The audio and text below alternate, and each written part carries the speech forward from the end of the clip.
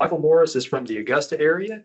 He earned his BA from Augusta College, master's from Georgia Southern University, and Ph.D. from Auburn University. He has researched, published, and taught about Southeastern tribes for more than 20 years and continues to advocate for Indigenous education. He is currently a professor of history at the College of Coastal Georgia in Brunswick, St. Simons, but hopes to return to life in North Georgia one day soon. Please help me in welcoming Michael Morris to the Georgia Archives.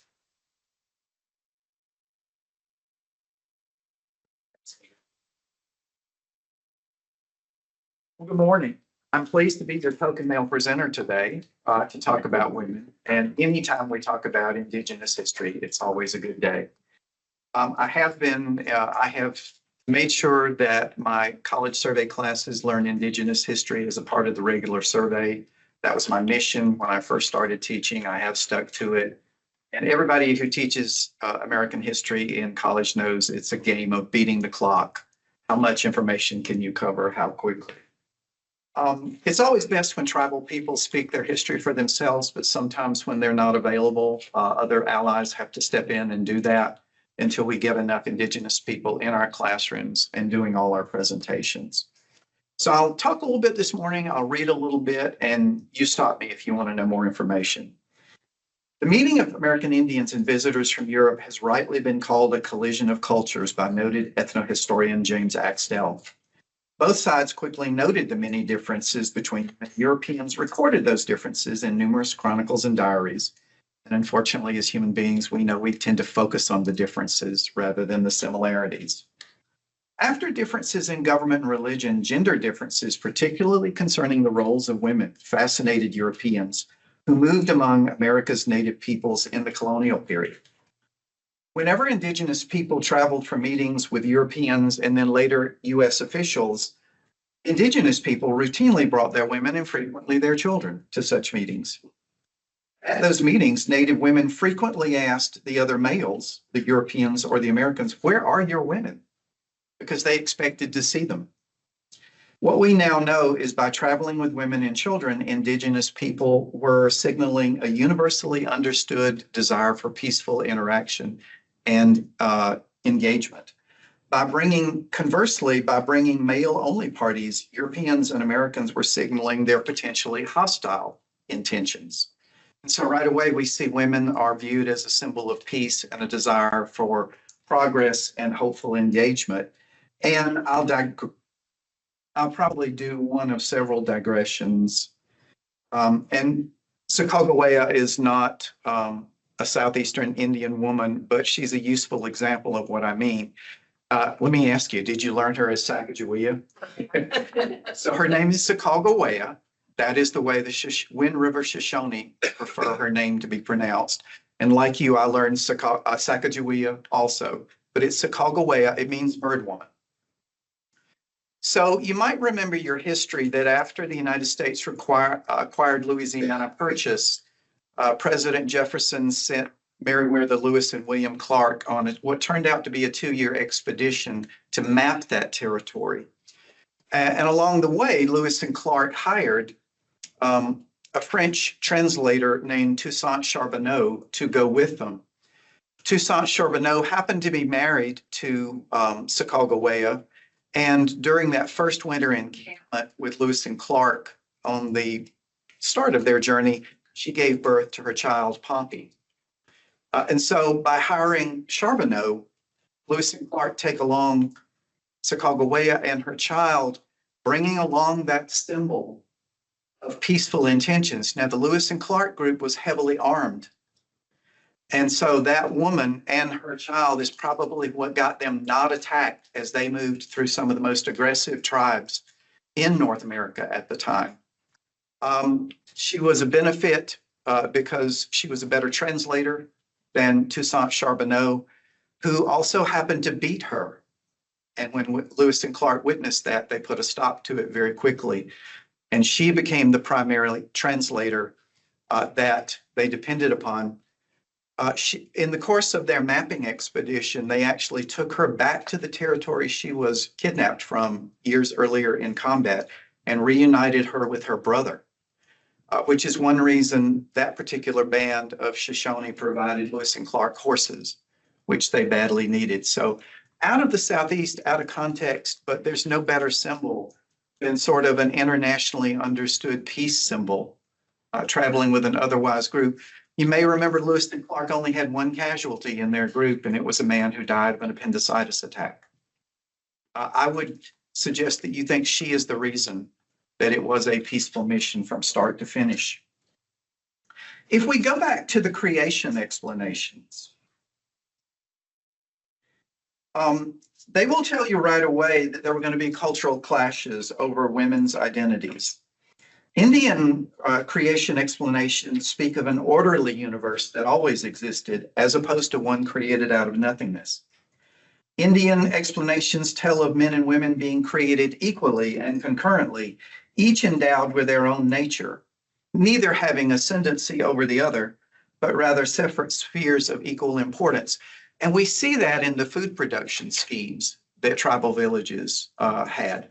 Men hunted game animals, brought that as 50% into the food supply. Women provided corn, squash, beans. That was 50% of the food supply. So each one is doing equally important work. So now's where it gets a little touchy. Nowhere in North American Indian creation stories does it speak of women created second after men, and certainly not of spare parts. There is one creation story out of North America. Again, it's out of the Southeast. It comes from the Pacific Northwest culture area. It speaks of women being created first by the Creator. And when first woman became lonely, that is when the Creator made man to keep her company. Or in this particular story, created 8 men to keep her company and do work for her. Intrinsic beliefs about women's status differed from the European model from the very beginning. Indigenous women knew they had separate and equal functions to men, especially in the realm of economies and politics. The Cherokee creation story, and Jessica's gave us a wonderful overview of some of this already. The Cherokee creation story of Kanadi and Shalu is an example of this. In the creation story, Kanadi is in charge of bringing game animals home every day. Shalu is in charge of bringing corn. And the story is an interesting version. It's a Cherokee version of Adam and Eve, where their child, first boy, seems to be a fairly well-mannered, respectable child. And then there is a second child that Kanadi and Shalu are raising called Wild Boy. And one day, Wild Boy convinces first son to follow Kanadi into the woods. No one was ever supposed to follow him and see where the game animals came from. And so he goes into the woods to a cave, rolls a stone away, and brings out certain game animals that they needed for food, rolls the stone back so that the animals would remain contained. And Wild Boy convinces first son, once Kanadi has left, to roll away the stone and free all the animals. And the Cherokee creation story says that from that day forward, getting game animals would be hard and tedious, and sometimes you would come home empty-handed, all for the love of adventure. And Wild Boy causes eternal mischief in this story. He convinced first son to follow Shalu into the crop fields one day. And no one was ever supposed to follow her and watch her. She rubbed her belly and her baskets filled with corn. And it was always plentiful and there was always surplus. And so Wild Boy convinced, and the story really becomes violent, but Wild Boy convinces first son that they must kill her, which they do. And with her dying breath, she instructs them to drag her body through the crop fields so that corn will continue to grow. But now, because of their transgressions, corn may grow, it may not grow. There may be a surplus, there may be a shortage, but for sure, it will always be work and hardship now. It will never fill baskets magically.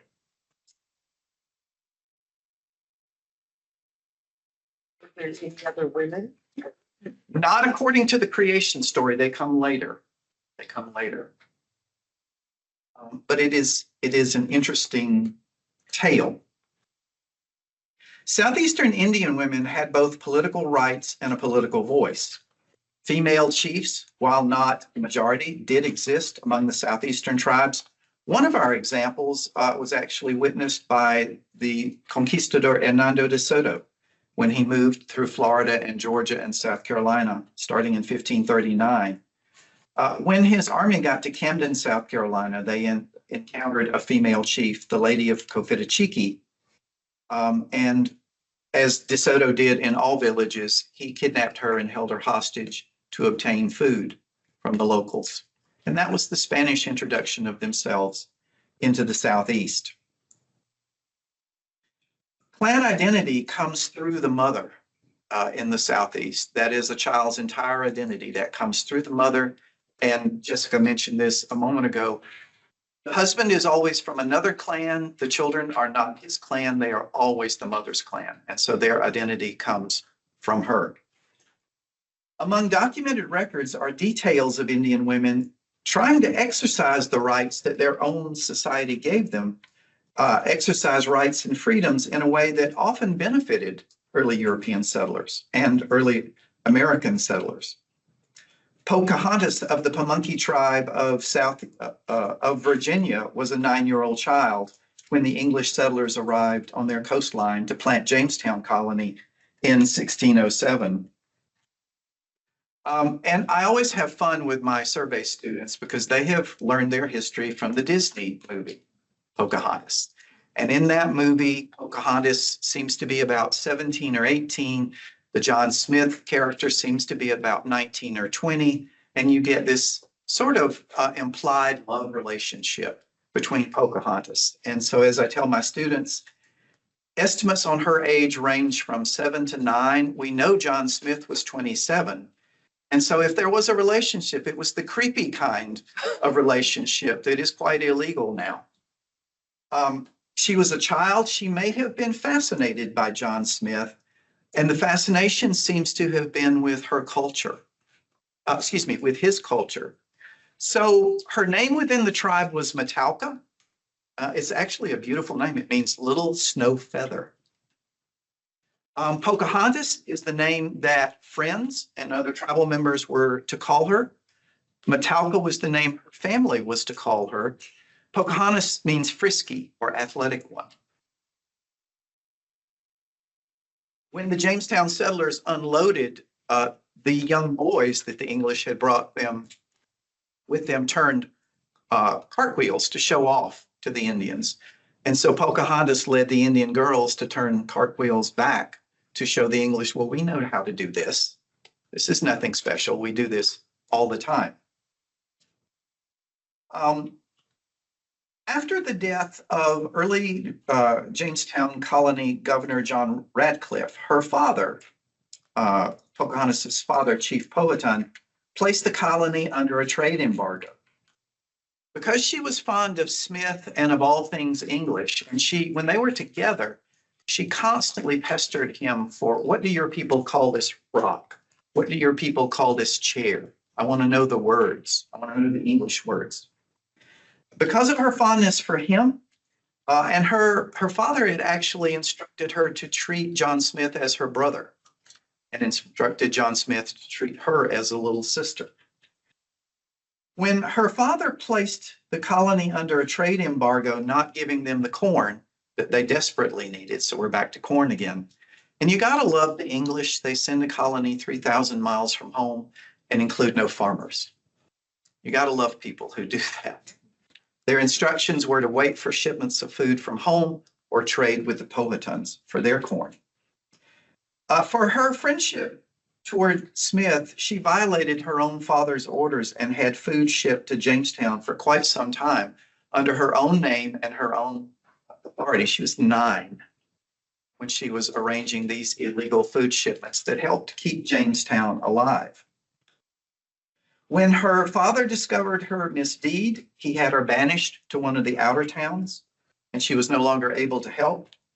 But this 9-year-old girl kept Jamestown colony alive during its most severe food shortages. Years later, as an older young woman, in 1613, she was captured by the English at Jamestown and put under house arrest, hoping to use her as a bargaining chip to get even more food out of the Powhatans. And they actually tricked her. One of the ships that brought the colonists over was Discovery. And Discovery was small enough to be used as an intercoastal waterway ship. They took it upriver near the village where she had been banished to and offered her a free tour of the ship if she would just come on board. And she took the bait, and they sailed away with her to Jamestown and put her under house arrest that ultimately lasted about a year. Well, during the year of captivity, Pocahontas was living with a Reverend Whitfield. She was allowed to live with a colony chaplain. And very strangely, and the captivity ran on for a year, surprising, I think, both she and the English. Her father would not ransom her because he did not believe the English would kill his child, which is what they threatened to do. And you might have noticed none of this is in the Disney movie. Not there. Not there. During that time, she asked for instruction on how to wear English clothes, how to wear, and some women had sneaked into Jamestown. They were not supposed to be there, but there were enough to provide some clothing for her and show her how to wear high neck collars and corsets, gowns. She asked for language instruction. And so Reverend Whitfield had another parishioner who was coming to him for grief counseling, a man you may never have heard of, John Rolfe. Rolfe's family had died. His baby daughter died on the ship travel over to Jamestown, and the wife died shortly after getting here. So he was going to Reverend Whitfield for grief counseling, and the Reverend asked her to teach him, asked Rolfe to teach her English. She wanted to become fluent. And the other thing she asked for was instruction in Anglican faith. And so at the end of the captivity period, she is baptized and takes on yet another name, Lady Rebecca. And a curious thing happened at the end of the captivity. John Rolfe volunteers to marry her. He tells Governor Thomas Dale that he is not interested in her for love nor lust, that he is doing this for the good of the colony. And so they arrange a marriage, which Pocahontas accepts. She is 16. And many sources say she was already a wife of a young warrior named Cuckoo. And because they had not had a child yet in Powhatan society, the marriage was not formalized. It was not permanent without the child. So John Rolfe volunteers to marry her for the good of the colony. Strangely enough, he is then given the third most important job in the colony secretary. Probably as a payoff. One of the reasons Rolfe has married her is her people know the secret of tobacco production. Tobacco is now starting to be grown in the Caribbean. It is making quite a lot of money for certain people. The English don't know how to grow it because it requires certain tasks that they've never done, topping the blossom stalks, suckering the leaves. Her people know how to do this, and so she is the one that teaches this. And what I tell my students is this marriage, oops, I'm going in the wrong direction in history. This marriage brought the peace between the Powhatans and the Jamestown people, because you can't keep maintaining war against your in-laws. Baby Thomas was born a year later, and it's funny how he was not named John Rolfe, after her husband. So I will share with you some very controversial research. It comes to us from some modern Pamunkey scholars, Dr. Linwood Little Bear Costello and Angela Daniel wrote a book on Pocahontas called The True Story of Pocahontas, published in 2007. So I will share with you their conclusion on this, that during the year of captivity, Governor Dale raped her and needed someone to marry her off to because she became pregnant. And that John Rolfe fulfilled that role, someone to marry her off to quickly. And notice she did name the child Thomas, which was the governor's name, not John, her husband's name. The authors of this book are adamant that she was raped during the year of captivity. This would not be unheard of. People did go across the river to Indian villages and make trips to young Indian women. Southeastern Indian women were allowed an experimental period starting about 14, when they could start experimenting, looking for their husbands. And Jessica mentioned this a moment ago.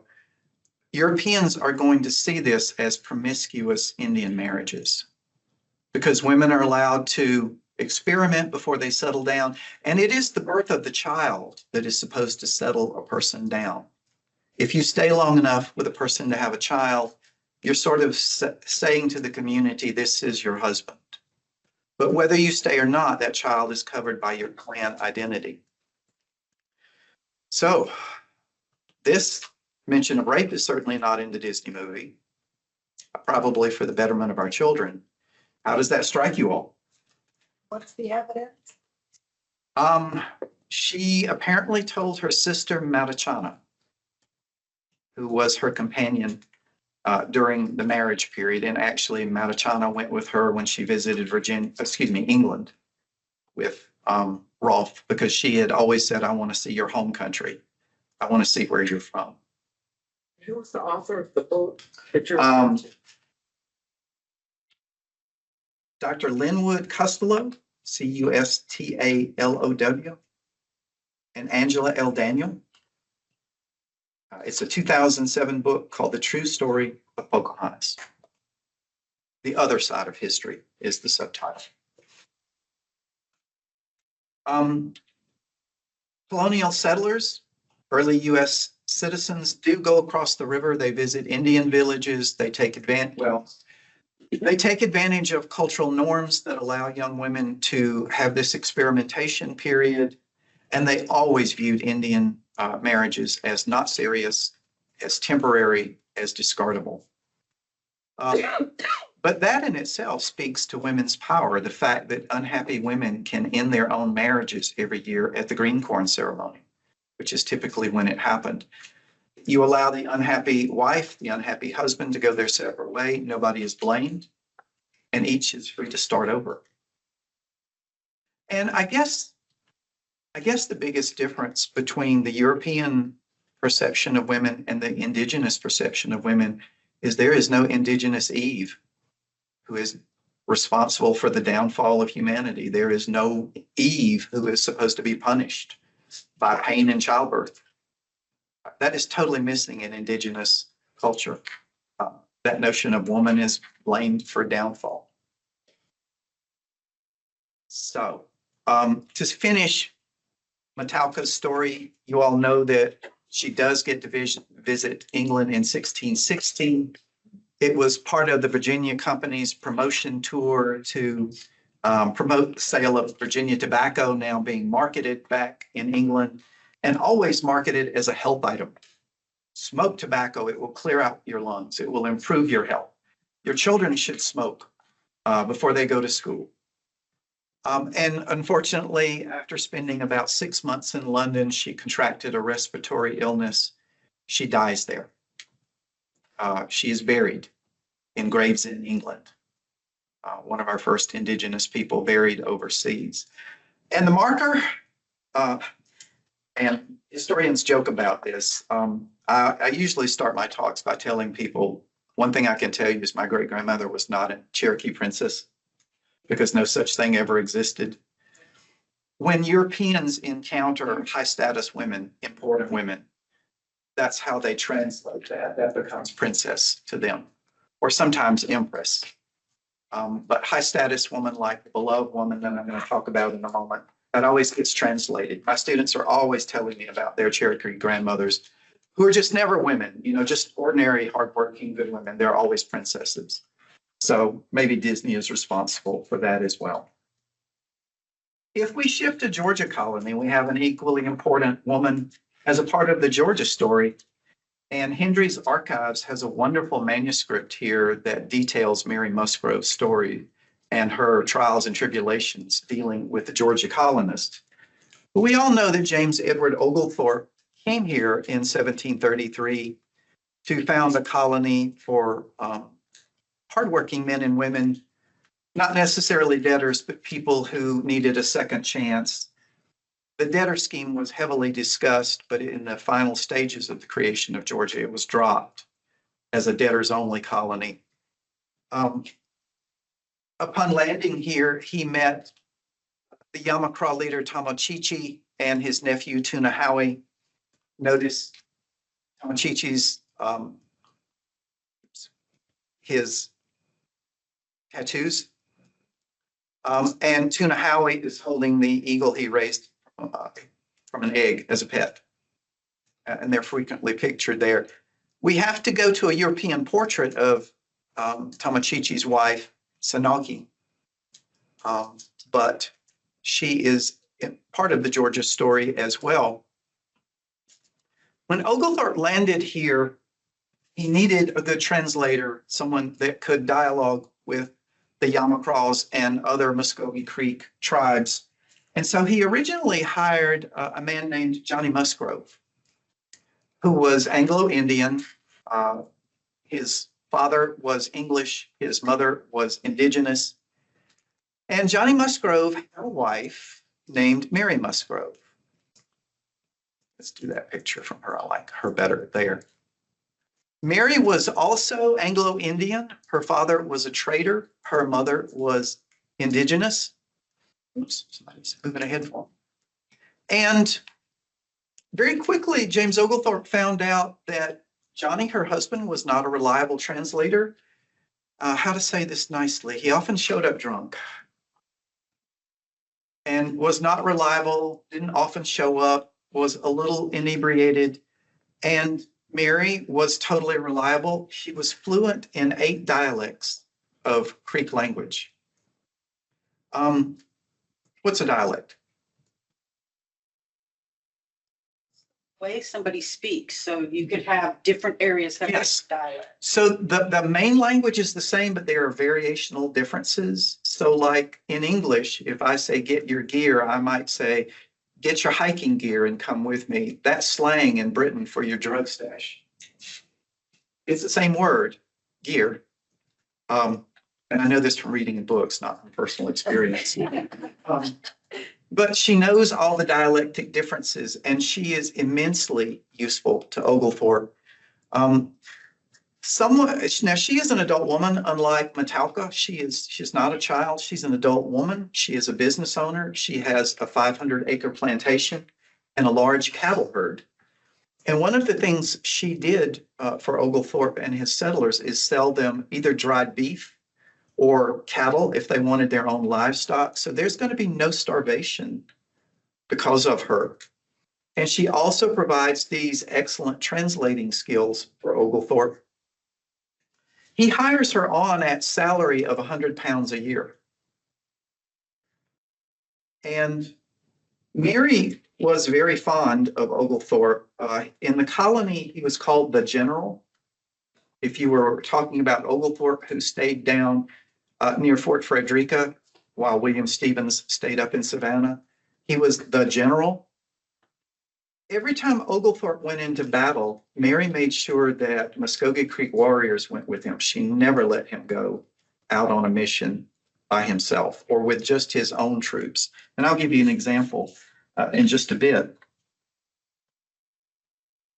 Mary fulfilled a role of translator, and as Jessica mentioned in the old records, that's often referred to as linguister, which I love that word. She is translator. She is diplomat.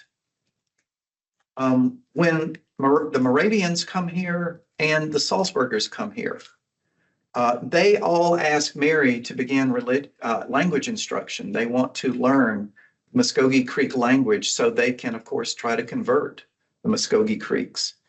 When they needed help adjusting, particularly the Salzburger settlement, they wanted to move not long after their original placement at Ebenezer. She arranged the transfer without a hitch. Without the right person in place, it could have been quite problematic.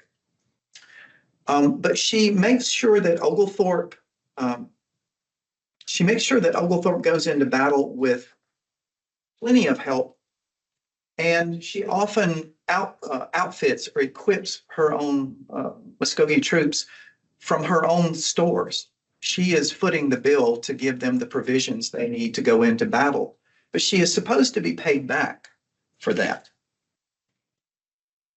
So, probably the biggest single example of Mary paying off for the general is in the summer of 1840 when he led a mission down to attack St. Augustine. Oglethorpe's hope was that he would get about 3,000 Anglo and Scot troops from the settlement at Darien. Well, lo and behold, he could only amass about 900 of those troops. That's quite different. He wanted 3,000. He can only mobilize 900 for this attack on St. Augustine. Mary provides over 1,000 Creek warriors to go with him, more than his own people did. She actually even established a trade outpost down near the Florida border. It was supposed to conduct commerce and trade, but she did it to try to get intelligence and information that she could pass back to Oglethorpe. So it was a Mount Venture trade post was a listening post. And so that brings us back to Jessica's point of women providing intelligence efforts. So in 1743, when Oglethorpe left the colony, he told William Stevens, who takes over in his absence, to take good care of Mary, that Georgia's welfare and future depended on Mary's welfare and future. He gave Mary a diamond ring. And that's going to spawn some stories and speculation that the two were lovers. She's a married woman the whole time. And the reason that Oglethorpe stayed down at Fort Frederica is there were two women in Savannah who were after him all the time. And so he stayed out of Savannah to avoid these women who were trying to land him as a catch. At 1743, we are 10 years past the founding of Georgia. So how much money would Mary be owed? See, true history people can't do math. She's owed 1,000 pounds. The trustees have not authorized 1 penny. They have not paid her for her services, which they expected to get for free. So now, dealing with William Stevens, Mary is going to confront the government. By the way, she stops all services because she has not been paid, right? And after Oglethorpe's departure, when a Creek delegation had come into town, into Savannah, Mary was hosting them. They held a dinner party for the Creek leadership and with William Stevens. William Stevens started talking about her during the dinner party, talking about her as if she weren't even there, talking about her as if she didn't understand every word. And Mary's command of language was so good, she could translate jokes between Creek and English and have them still be funny. That's almost impossible to do with languages because the jokes lose something. So in the course of that dinner party, and this is what Hendry's Archives has in manuscript form here, because this dinner party is all laid out much more in detail than it is in the published Georgia colonial records. And that's the value of this manuscript. During the course of the dinner party, Mary expressed that she was a verified leader of her people. And William Stevens said that she was just an insignificant squaw that Oglethorpe found and raised to her current level of perceived importance.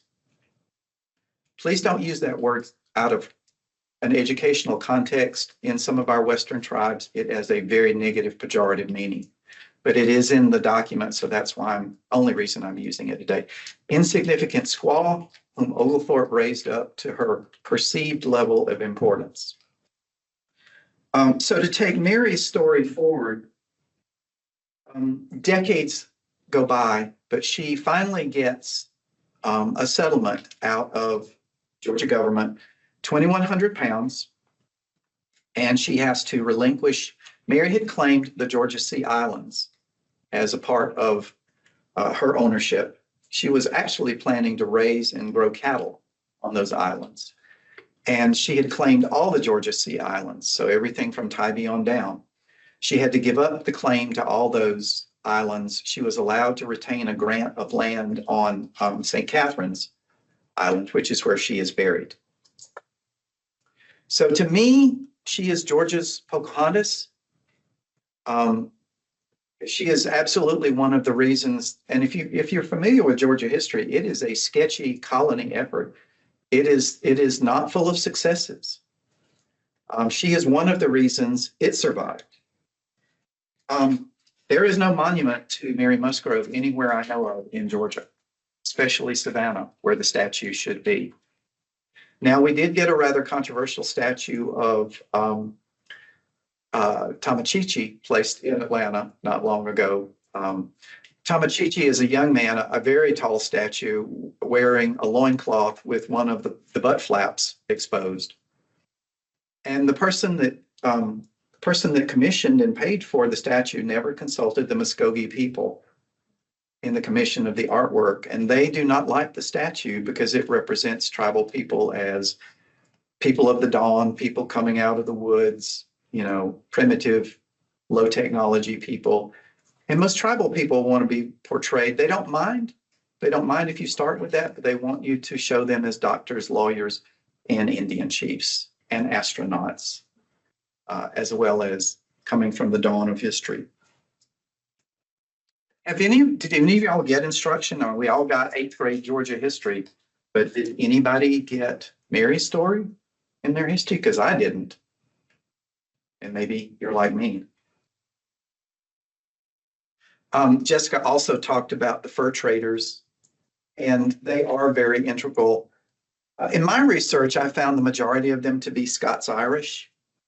And people said that these folks understood the clan system already, and they understood retributive justice, and they blended well.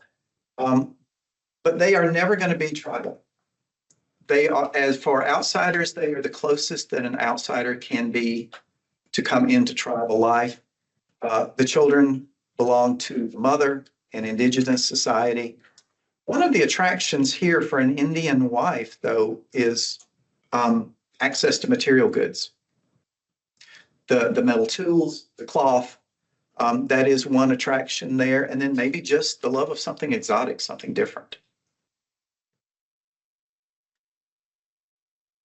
We have prominent women among the Cherokees, and the Cherokee woman I have for you, whose proper name is Nanyehi. It will be anglicized to Nancy Ward. She will take a white husband at some point, which is where the surname Ward comes in and how it gets anglicized. Nancy started out her life as a young woman. Her first husband was to a Cherokee man named Kingfisher, who died in the Cherokee Creek Wars of the 1750s. Nanyehi came from a very well-connected family. Her uncle is Attakulla, Jessica talked about. Attakulla was brother to Nancy's mother, Tame Doe. And there is another very important person in the story, her cousin, which would have been Attakulla's son, Dragging Canoe, Shiungun Shini, is the name in Cherokee. It means he is dragging the canoe. He was told one day he was too small, too young to go on a war party. And he was trying to convince his father to let him go. And the father said, if you can port your canoe, if you are strong enough to carry the canoe to the river, I will take you on the war party. And you guessed it, all he could do was drag the canoe. So Shiun Gun Shini, dragging canoe. These two are cousins to each other, Nanyahi and dragging canoe. And because Nancy went into battle with her husband in the Creek Cherokee Wars, she earned the title of, and this will flip you. In English, I have pronounced this as Gigwa, but it's Giga'ui, right? Nothing like it looks. Cherokee is quite different. Giga'ui, if the woman earns it early in life, she is called a war woman. As she becomes older, she is referred to as a beloved woman or a pretty woman. And so Mary also comes from, Nancy comes from an important clan. These are the Cherokee clans, and you see clan mothers represented here. Wilma Mankiller is the inspiration for the central character whom you know. And later in life, she married a fur trader named Bryant Ward and took on the name Ward. They had a child together, Elizabeth. And Nancy's story, as a beloved woman or a war woman, she gains extra roles in Cherokee culture. She's part of a group of women that makes a ritual drink before Cherokees go to war, the black drink, the high caffeine content tea that was consumed in large quantities and then vomited back up. Women made that drink, but Nancy also had the right to speak out in political matters. She also had the right to pardon any captured POWs who were to be executed. As a Cherokee woman, she would have routinely been a part of advisory councils. She would have been able to speak about the needs of women or children in the community. And she continued throughout her life to try to exercise this role of Giga'ui, or beloved woman. At a time when British colonial authorities like Lieutenant Henry Timberlake began to visit the Cherokees and spend time with them. And the British first and later the Americans began to not so subtly pressure the Cherokees to get these women out of government, get these women out of politics. They tried to shame Cherokee men and say, why are you living under petticoat governments? These women need to be pushed aside. They need to, we're used to dealing with men. And so one Cherokee leader looked at a British official and said, are your men not born of women like ours? Really not understanding how integrally part of Cherokee life women are. Cherokees traditionally have believed that there is no balance in life without an equal number of men and women. There cannot be normal balance if they are not both there. And so this pressure becomes ever more pervasive. And Nanyahi keeps trying. She keeps trying to exercise her role as beloved woman or war woman. What made Nancy's life more difficult was her cousin dragging canoe during the time of the beginning of the revolution decided to lead an entire group of young men who were angry both at their parents' generation of leaders. So he is angry at his father, Attakulla. And basically the Cherokee leadership has been very passive.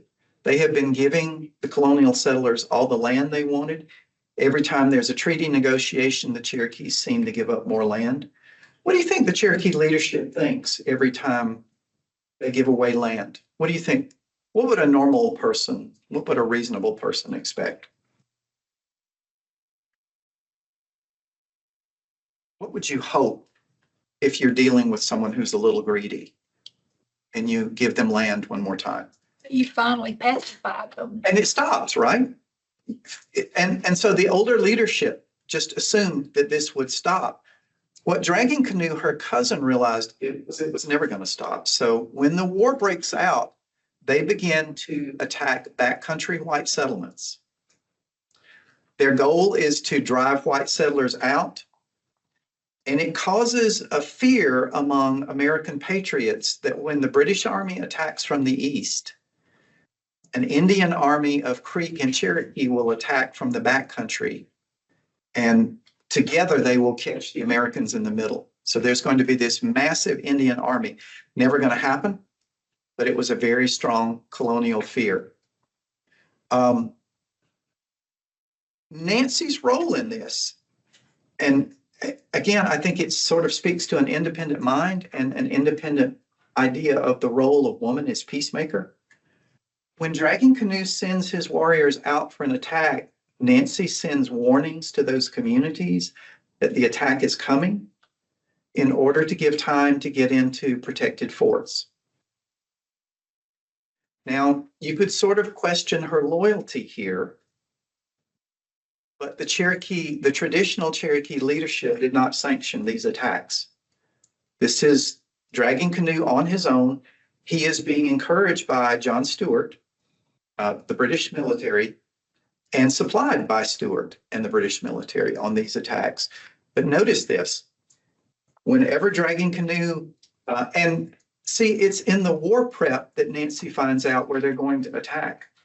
It's when she's making black drink that she finds out where the attack is headed. She will send fur traders to warn that community ahead of time. So many of Dragging Canoe's attacks found empty towns, empty settlements, because of Nancy's warning ahead of time. She does this repeatedly throughout the American Revolution, which is why some in Western North Carolina sort of question her loyalty and allegiance. If you're from the other side of the mountains, East Tennessee, you see her as a hero because she might have saved your great-great-grandmother. You know, it's perspective.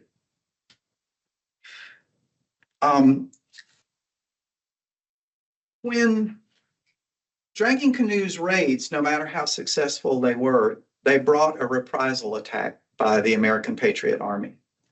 And this is going to create a real hatred of the Southeastern Indians by many Americans in the new country because they're going to blame the tribes who helped Britain during the war. One of the things that Patriot leaders like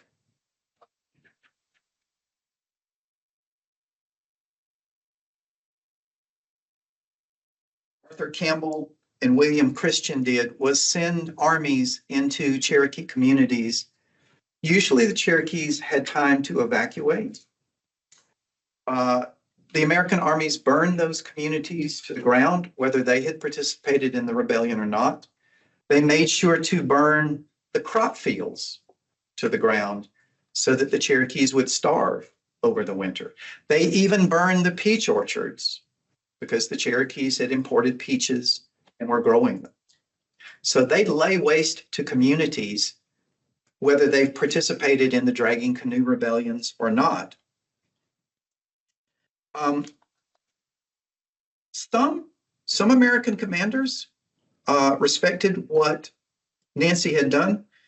Colonel William Christian, because she had always warned communities when he brought his army near Chota, he bypassed Chota because Nancy lived there. Now, not all commanders are going to have that kind of respect. Ultimately, he does go back.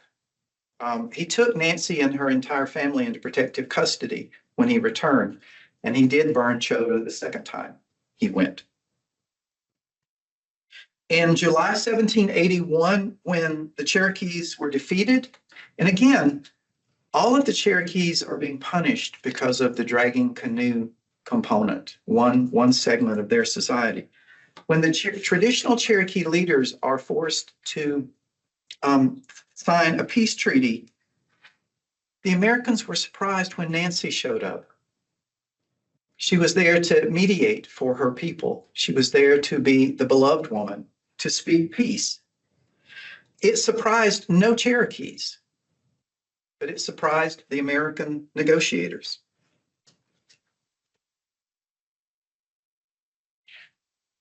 I'll share some of her words with you because I think they are very informative. In meeting with future Governor John Sevier, Nancy told the American Peace Commissioners, "Our cry is all for peace, let it continue. This peace must last forever. So that that happens, let your women's sons be ours, let our sons be yours, because then, of course, we would never kill each other's sons. If our sons are both yours and ours, and vice versa, we can't kill each other's sons." And to end her statement, she said, "Let your women hear our words," meaning the American women that are not there.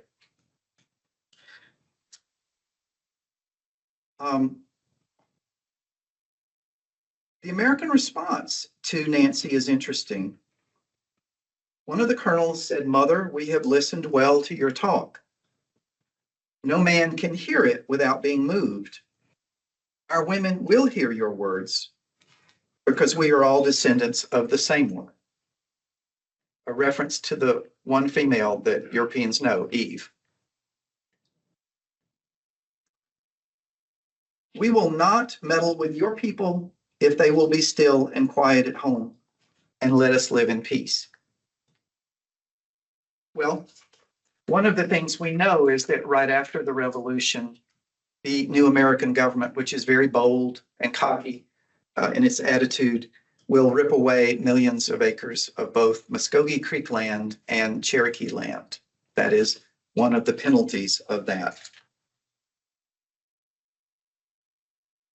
Eventually, after the death of Dragging Canoe, her cousin, the Cherokees reabsorbed the Dragging Canoe rebels. They were never ostracized or punished.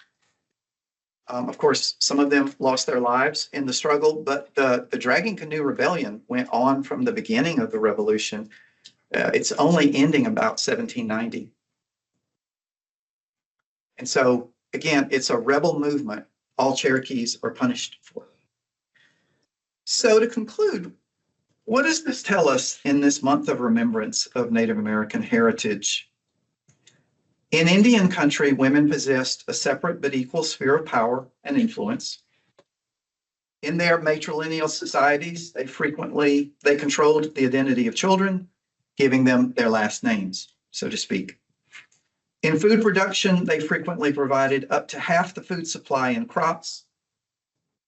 That food production will lead to the presence of some female chiefs, which Europeans did not always enjoy working with. Economic power in food translated to political power in roles like the Gigau'i among the Cherokees, to positions on advisory councils, and if we use the Lady of Cofitachiki, into the roles of chiefs themselves. These women tried to interact with colonial and later United States leaders by using the roles they had been granted in their own societies. Frequently, they aided British military leaders like Oglethorpe, and frequently saved the lives of white settlers like Nanyehi. Europeans and later Americans were not accustomed to dealing with ruling women and shamed the tribes for letting them run their affairs.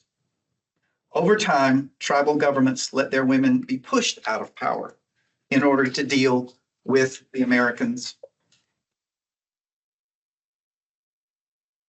The first Cherokee Constitution of 1827 did not allow Cherokee women to vote or hold leadership roles. Historians remind us that the past seldom stays confined to the past. It has a way of creeping into the present. In this month of remembrance, it seems we have Native women back in power. It seems the tribes have returned to their own wisdom ahead of mainstream society that is sorely lacking in the recognition of women's abilities. We have Deb Holland, Laguna Pueblo, first Indigenous Secretary of the Interior, which puts her in charge of the Bureau of Indian Affairs. Who would have thunk it? An Indian actually in charge of Indian Affairs. Our friends the Cherokees were even more progressive. They turned to Wilma Mankiller, leader of Cherokee Nation, and Eastern Band Cherokee of Western North Carolina, former Chief Joyce Dugan. They turned to that much earlier. So it seems the tribes are returning to the wisdom they once believed in, and hopefully mainstream society will do the same. Thank you.